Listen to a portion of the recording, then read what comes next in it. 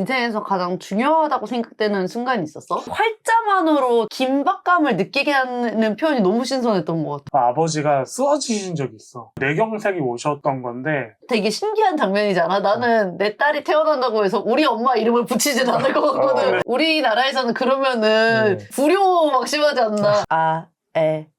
싸 이런 식으로 우울감 있게 의미 없는 듯한 글자들이 계속 나열이 된단 말이야. 거기서 온갖 생각의 파도들이 백고동 소리도 들리고 맞아. 파도 소리부터 해서 이게 다 들리면서 책을 핑계삼아 잡다한 이야기를 하는 굴럽 팟캐스트. 안녕하세요. 저는 내적 허영심을 탐구하는 굴럽의 주니아입니다. 안녕하세요. 공연기획자 송희근입니다. 안녕하세요. 굴럽의 탄탄한 세도입니다. 굴럽 팟캐스트는 편안한 분위기의 잡다한 이야기를 지향하며 반모로 진행됩니다. 우리가 오늘 다룰 책이 인생의 중요한 순간들을 다룬 책이거든? 혹시 세로나 희근이는 인생에 기억나는 중요한 순간들이 있었어? 인생에 기억나는 중요한 순간들이라고 하면 사실 좀 여러 개를 꼽을 수 있을 것 같기는 한데 중학생 때 고등학교로 진학하기 위해서 했었던 순간의 선택이 좀 인생의 중요한 선택이 아니었나라는 생각이 드는데 그거 내가 저번에 얘기한 듯한 느낌인데.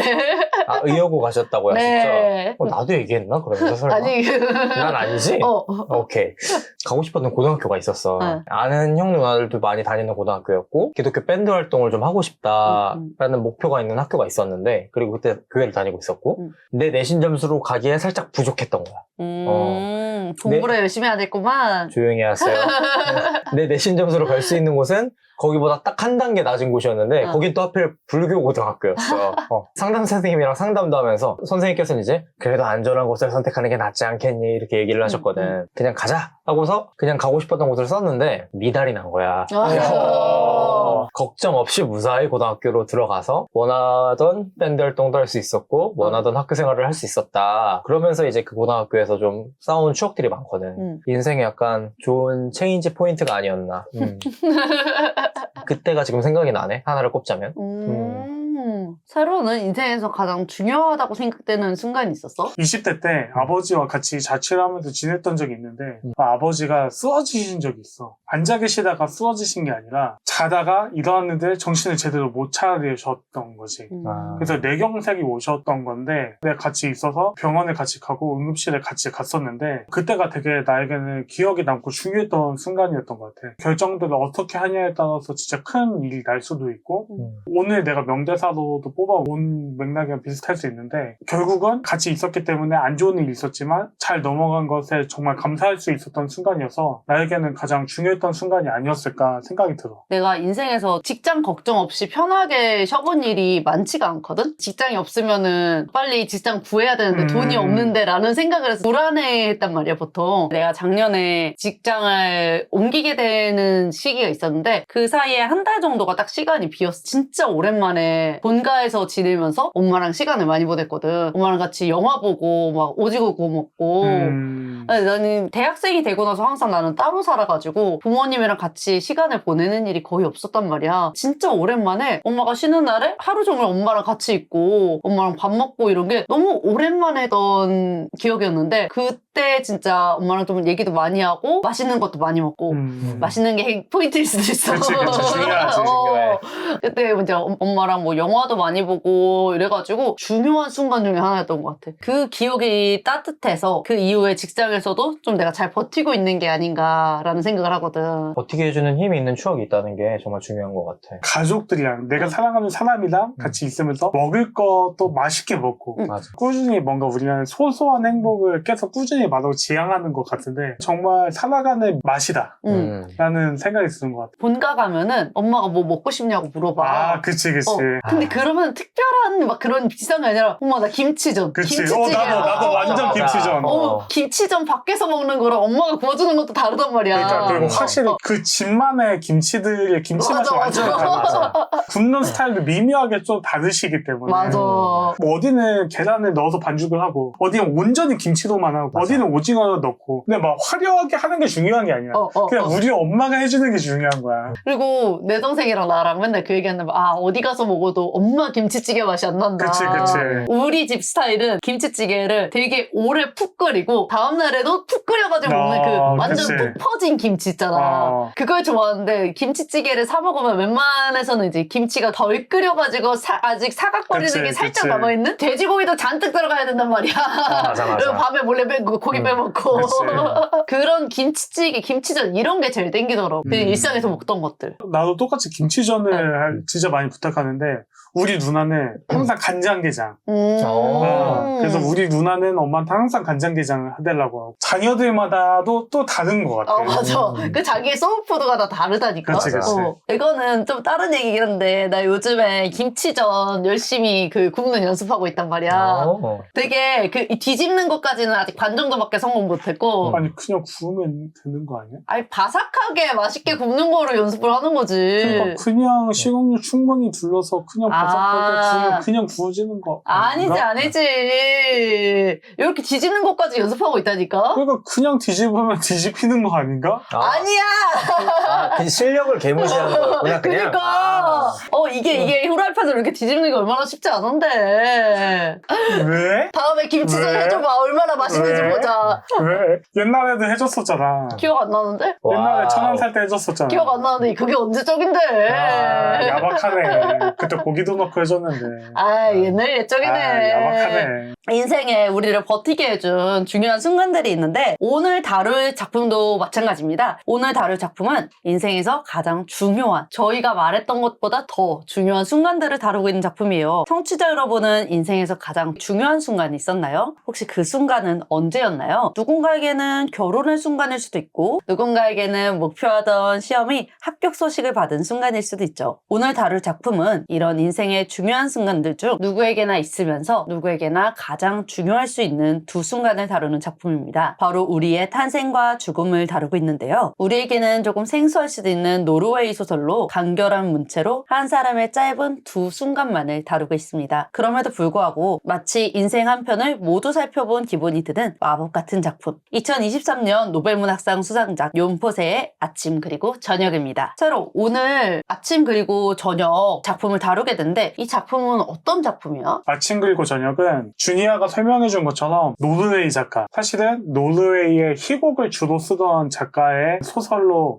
욘포세라는 작가의 소설이야. 아침 그리고 저녁이라는 작품을 쓰고 나서부터는 주로 소설을 쓰기 시작한 또 작가이기도 한데 아침 그리고 저녁은 제목에서 이중적인 뜻을 갖고 있어. 주니아가 설명해준 것처럼 아침이 탄생을 상징하고 저녁이 죽음을 상징해서 탄생 직전의 순간 그리고 죽음 직후의 순간을 다루는 책이기도 하고 그리고 책이 1부와 2부로 나눠져 있어서 1부에서는 방금 말한 탄생, 2부에서는 죽음 직후를 다루는데 죽음 직후에 주인공인 요하네스, 이 한 어부의 요하네스라는 주인공이 죽고 나서 아침부터 저녁 동안 있었던 일을 다루게 되는 이야기란 말이야. 아침 그리고 저녁이 요하네스의 죽고 나서 아침부터 저녁까지 혹은 요하네스의 진짜 가장 첫 번째 순간이 아침, 가장 마지막 순간이 저녁을 다룬다고 볼 수 있고 재밌는 특징은 책에서 요하네스가 살아있는 순간이 나오지는 않아. 방금 전에 말했던 것처럼 탄생 직전을 다루고 죽음 직후를 다루기 때문에 요하네스의 살아있는 생전의 모습은 볼 순 없지만 정말 신기하게 탄생 직전과 죽음 직후만을 보더라도 요하네스가 어떤 삶을 살았겠구나를 간접적으로 볼 수 있는 작품이라고 볼 수 있어. 시작과 끝을 알면 중간도 알 수 있다.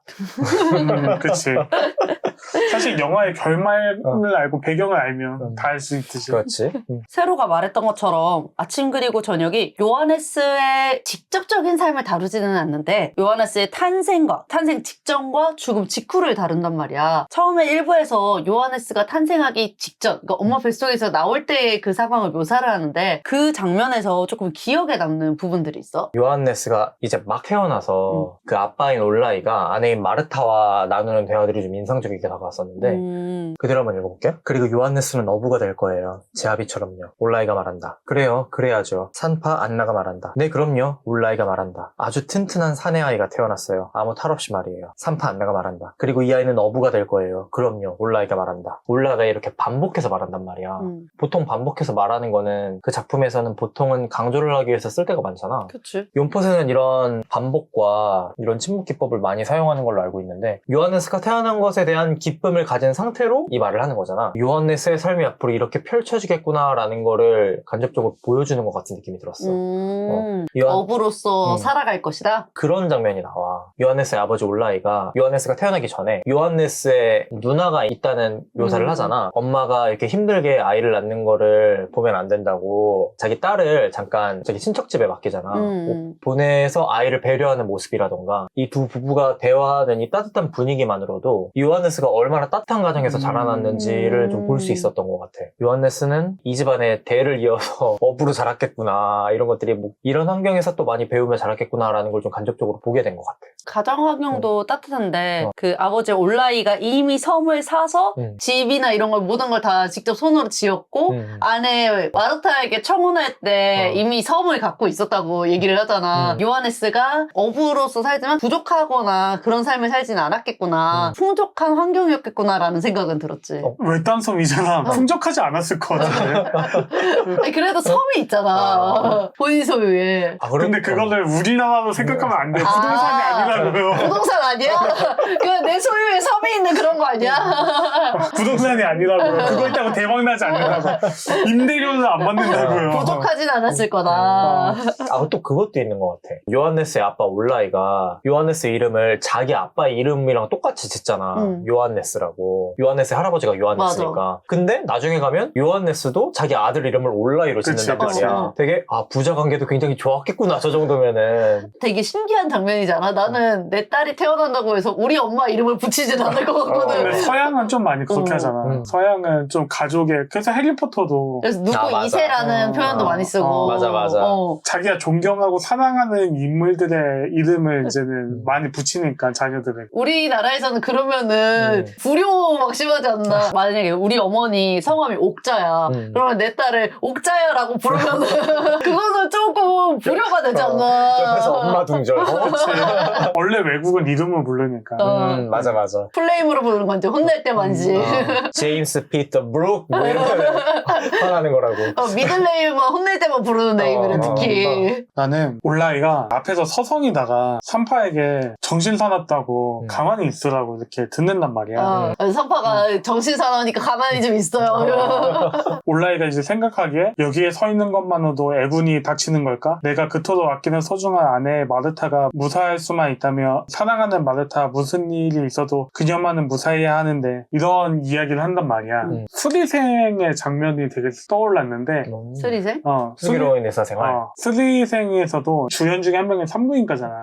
김대명 씨가 연기한 팀이 레지던트인 추미나랑 이제 응급수술에 들어갔는데 아기도 위험할 수 있고 산모도 위험할 수 있고 뭐 이런 상황에서 어찌어찌 하다가 이제 둘 다 기적적으로 이렇게 됐는데 추미나 레지던트가 이제 양석형 교수에게 다행이라고 얘기하면서 아기가 잘못되면 면목이 없을 뻔 같다고 가족들에게 이렇게 얘기하니까 양석형 교수가 아니라고 이제는 남편은 아내가 가장 우선이었을 거니까 아내가 살아난 것만으로도 괜찮았을 거라고 그렇게 생각할 필요 없다고 이렇게 얘기를 해주거든. 남편에게 중요한 거는 모든 가족에 당연히 아기도 중요하지만 남편의 1순위는 아내다. 사실 아기가 태어나면 아기가 정말 중요해지겠지만 태어나기 직전까지만 해도 남편에게는 진짜 아내가 너무 중요하다라는 얘기가 기억이 나는데 여기에서도 결국은 아기도 걱정하지만 가장 중요한 거는 마르타 생각하면서 엄마처럼 되면 안 되는 라고 생각하면서 마르타는 내가 가장 아끼는 사랑하는 사람인데 정말 아내를 얼마나 사랑하는지가 보여서 여기서 이 남자가 진짜 가정을 대하는 태도가 보인다. 가정이 진짜 사랑이 넘치는구나.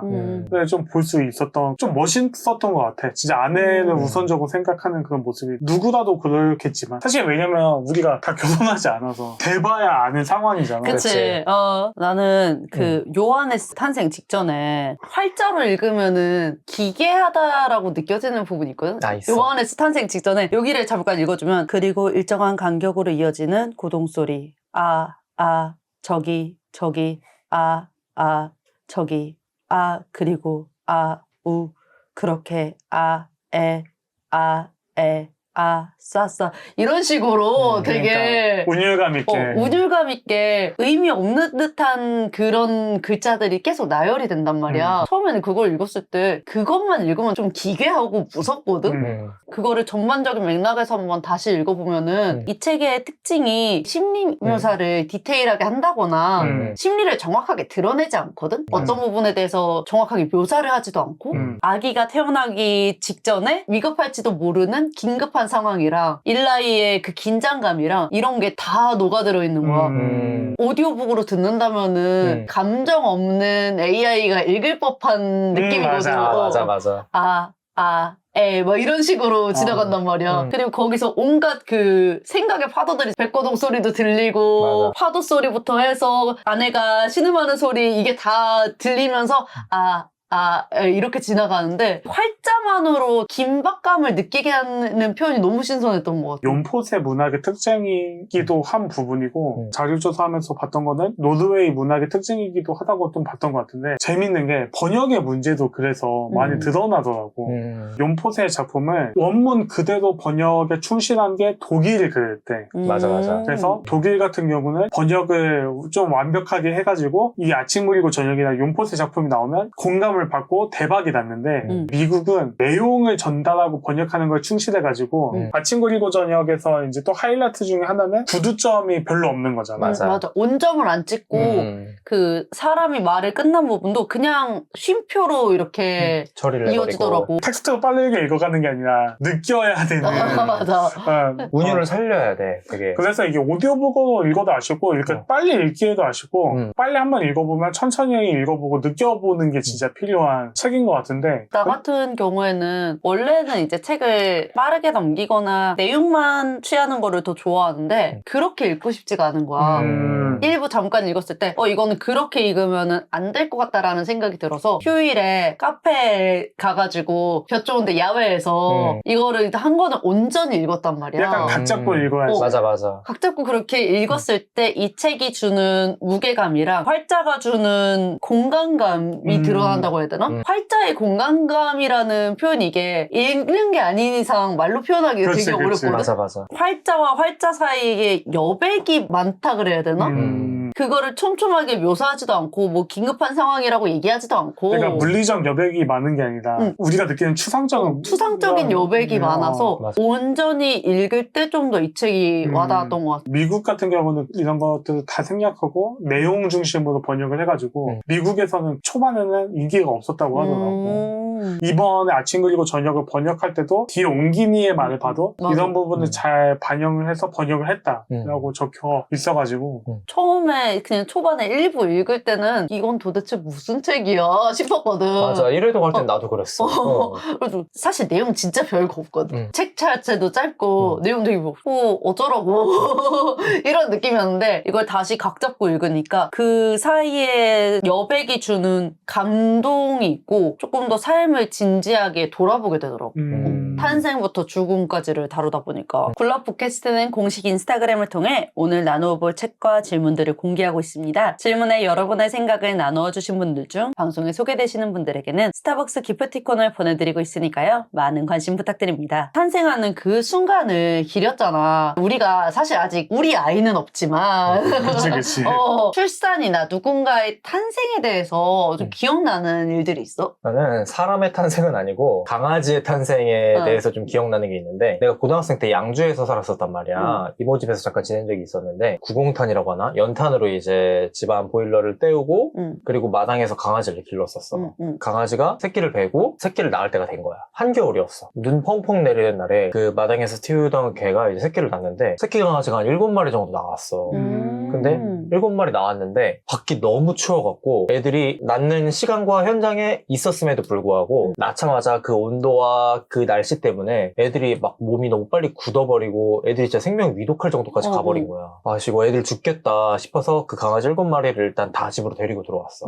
그래서 난로 옆에 두고 애들 몸을 녹이고 결국 한 마리 정도는 결국 빛을 못 보고 세상을 떠났는데 한 마리 정도가 또 심장이 안 뛰게끔 몸이 완전히 굳어버린 거야. 난로 옆에서 계속 몸을 따뜻하게 해주고 계속 마사지 해주고 하다 보니까 애가 다시 움직이기 시작한 거야. 강아지 한 마리는 어쩔 수 없이 떠나 보냈지만 5마리도 잘 태어났고 죽은 거나 마찬가지였던 그 한 마리까지 마저 잘 움직이기 시작해서 결국 6마리가 건강하게 다시 움직일 수 있게 됐거든. 생명의 신비를 그때 처음 느껴봤던 것 같아, 나는. 그래서 그 강아지 한 마리는 집에서 키우고 나머지 5마리는 이제 주변 지인들한테 분양 보내고 이러면서 내 친구한테도 한 마리 분양을 보냈는데 잘 크고 있더라고. 생명의 신비, 탄생, 소중함 뭐 이런 것들을 그때 처음 느껴봤던 것 같아, 나는. 그렇게 직접적인 출산을 목격한 적은 없었거든. 그치. 사실 흔하진 않지. 사실 동물이라도 어떤 거에 탄생이든지 지금 그 위대함이 느껴지는 것 같고, 특히 강아지는 포유류잖아. 그래서 어느 정도의 동질감도 좀 느껴지고, 죽어가는 생명이 또 살아나는 거에서 어떤 생명의 끈질김, 위대함도 좀 느낄 수 있었던 것 같아. 살아난 거는 진짜 좀 감동이었겠다. 나도 이렇게 직접적으로 본 순간은 없는 것 같아. 드라마나 영화에서 나왔던 미디어에서 노출했던 장면들이 강렬하게 기억에 남는 것 같은데, 특히 그런 장면들이 많이 기억에 남는 것 같아. 출산 소식을 듣고 이제 아버지들이 병원을 빠르게 뛰어가면서 찾아가는 장면들. 기억에 남는 거는 변호인에서 송강호 씨가 뛰어가는 장면이나 그리고 종이의 집이라는 스페인 드라마 넷플릭스 오리지널에서 주인공 커플들 중 한 커플이 아내가 출산을 하게 돼서 남편이 이렇게 뛰어가는 장면이 있는데, 항상 그런 작품들에서의 구도가 항상 좀 석연해지는 시간대, 꼭 옛날 분위기의 병원이 어두운 조명, 밖에서 들어오는 노란색 창문 빛들이 많이 보이는, 그러면 그런 것들을 남편이 이렇게 허겁지겁 뛰어가. 환자들 밀치고 가면서 밀치고, 간호사한테 어디 있어? 이렇게 하고 찾아가서 딱 하면 이렇게 가면 문 딱 열고 괜찮아 나와서 어떻게 뭐 하면 이렇게 아내가 아들이에요. 석양이 쫙 비치는 창살에서. 그치. 이런 장면이 있었던 게 기억이 나는데, 특히 변호인 같은 경우는 송강호 씨가 고시를 포기하고 책을 팔고 이제 그만둬야겠다 생각을 했다가 아들을 보고 진짜 훌륭한 아빠가 되어야겠다 하고 다시 그 서점에 뛰어가서 팔았던 책 다시 내놓으라고 하고 다시 책을 사가지고 열심히 다시 변호인이 되고 팔았던 책을 다시 사는 거는 기억이 나는데, 그게 아들 때문이었던 거는 또 지금 알았네? 아빠로서 책임감을 확 느끼는 순간이 아닌가? 탄생 직전까지는 아내를 걱정하고 생각하고, 근데 이제 또 탄생을 해서 이제 아들이 내품에 오는 순간 나는 아내와 아들을 책임져야 되는 가장 중에 한 명이고 한 명이 이제 남편이고 아빠이구나 하는 걸 딱 자각하는 순간이 되는 것 같고, 세상이 변하는 순간인 것 같아. 비도 맨날 나와서 이야기하는 게 아빠가 되는 순간 이제 아무것도 무섭지 않다, 뭐든지 할 수 있다 라고 정지훈 씨 비유 이제 미디어에서 많이 얘기하듯이, 그런 변하는 순간이 탄생의 순간이 아닌가, 사람의 인생을 변하게 하는 순간이지 않나 생각이 들었던 것 같아. 뭔가를 책임진다는 그걸 깨닫는 순간 이미 좀 다른 존재가 되는 것 같아. 애완동물만 해도 반려묘나 반려견을 키우는 사람만 봐도 책임감이 같은 나이 또래여도 좀 남다르다라고 느껴질 때가 좀 많거든. 무언가를 책임진다는 자리 그 자체가 그 책임지는 사람을 더 크게 만드는 것 같아. 최근에 이제 가장 친한 친구가 아이를 낳아가지고 그 아이도 보러 갔다 왔단 말이야. 근데 너무 낯선 거야. 그러니까 주변에 결혼한 친구들은 많지만 제일 친한 친구가 결혼하고 그렇게 가까이서 지켜본 건 처음이었거든. 분명 그 친구가 임신해 있는 것도 봤고 그 다음에 아이를 낳은 건데도 내 친구가 아이를 낳았다고? 이게 매치가 안 되는 거야. 그치. 맞아. 우리는 아직 철없네. 난 아직 응인데. 나도 내 친구가 애 둘 아빠라고? 라고 하면은 아직도 상상이 잘 안 가. 너무 그게 아직까지도 낯선 거야. 애기 봤는데 친구가 대단하더라. 솔직히 친구가 막 그렇게 아이를 이뻐하는 타입은 아니었거든? 엄마가 된 모습은 또 완전히 다른 거야. 내가 친구가 잠깐 집안일 하는 동안 아이를 잠깐 안고 있었거든? 이제 100일 좀 넘은 아이야. 한 7kg 된대. 그것만으로도 꽤 무거운데 애가 엄청나게 움직이는 거야. 떨어뜨릴까봐 너무 불안한 거야. 그치. 아기 안고 있는데 떨어뜨릴까봐 너무 겁나가지고 내가 힘을 이렇게 꽉 주고 있었거든. 어릴 때는 머리가 훨씬 무거우니까 이게 훨씬 휘청거린단 말이야. 엄청 조심해야 돼. 애기가 친구 아기는 내가 볼 때 MBTI E야. 새로운 사람 보면 너무 좋아한대. 나는 새로운 사람이니까 애가 너무 신나가지고 막 몸을 엄청 흔드는 거야. 근데 난 얘가 떨어질까봐 너무 불안한 거지. 그래서 진짜 꽉 안고 있었거든? 가는데 여기 완전 딱딱해져가지고 팔이 덜덜덜 떨리는 거야. 와 진짜 엄마도 아빠도 너무 대단하구나. 깜난 애기니까 밥 먹이고 재우고 다시 트름 시키고 막 기저귀 갈고 이게 한 3시간에 한 번씩 계속 이루어지는 거니까 와 되게 진짜 신기하고 존경스러워졌어 내 친구가. 나도 언젠가는 결혼해서 아이를 낳고 싶다라는 생각을 하고 있지만 그걸 옆에서 직접 보는 거는 진짜 다르더라고. 너무 이쁜데 너무 어려워. 내 사촌 동생들 보고 왔거든? 새쌍둥이야. 이제 7살 된 애들이야. 진짜 처음에는 나는 워낙 애기들 좋아하니까 막 신나서 같이 놀았어. 한 30분 있으니까 진이 빠져가지고 내가. 근데도 애들은 지치지도 않고 계속 와 이러면서 그냥 뛰어다녀. 아무 맥락도 없이 와 이러면서 펄쩍펄쩍 뛰고. 맥락이 없다니. 애들 세계에 맥락이 있다고. 내가 아직 너무 이제 그 맥락을 따라가지 못하는구나. 도대체 그 조그만 몸에서 어떻게 에너지가 그렇게 쉴 새 없이 빠져나오는 걸까? 역시 세상은 물리법칙대로 흘러가지 않아. 인터넷 썰 중에 그거 있잖아. 애기가 너무 에너지가 넘쳐가지고 힘을 뺀다고 애기한테 시작하면 무조건 전속력으로 달리는 거야. 이러고 이제 시작하면 애가 전속력으로 달려가지고 지쳐서 금방 잠들었대. 근데 그걸 몇 달 하다 보니까 그게 인터벌 트레이닝이 돼가지고 애기가 체력이 더 좋아져서 인터벌 트레이닝 그만 시켜야겠다고 얘기했다고. 미래의 육상 선수가 될 나이에요.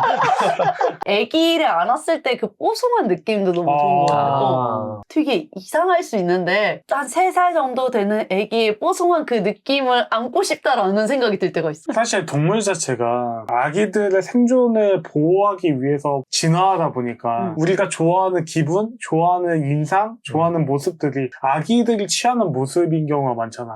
그래서 아기처럼 어린 동안의 모습을 예뻐하거나 멋있어하는 거고 아기처럼 그런 피부를 촉감 피부를 좋아하는 거고 갈라진 피부가 더 좋은 피부다.